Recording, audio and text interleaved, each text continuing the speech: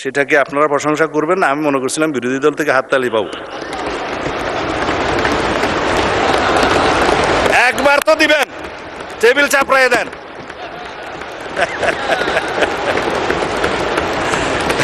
আচ্ছা, আমি ধন্যবাদ জানাই আজকের সংসদ নেতা মাননীয় প্রধানমন্ত্রী জনাব তারেক রহমানকে।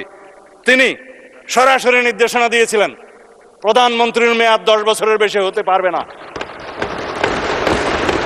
যদিও গভর্নমেন্ট ইন ওয়েটিং হিসাবে তিনি জানতেন বাংলাদেশের জনগণ দেশনেত্রী বেগম খালেদা জিয়া তখন জীবিত, হয় তাকে অথবা কোনো কিছু হলে তার অবর্তমানে আমাদের নেতা জনাব তারেক রহমানকে প্রধানমন্ত্রী এই দেশের মানুষ বানাবেন। জেনে শুনেও তিনি বলেছেন নো, 10 বছরের বেশি কোনো প্রধানমন্ত্রীর মেয়াদ হতে পারবে না, যত মেয়াদেই হোক যতবারই হোক সংবিধান সংশোধন করেন। আমি প্রস্তাব দিয়েছিলাম ঐক্যমত্য কমিশনে, সবাই রাজি হয়েছে, কোনো নোট অফ ডিসেন্ট নাই।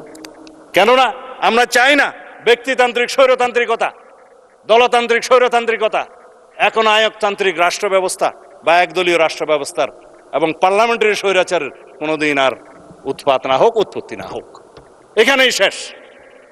সেটাকে আপনারা প্রশংসা করবেন না, আমি মনে করছিলাম বিরোধী দল থেকে হাততালি পাবো। একবার তো দিবেন, টেবিল চাপড়ায় দেন।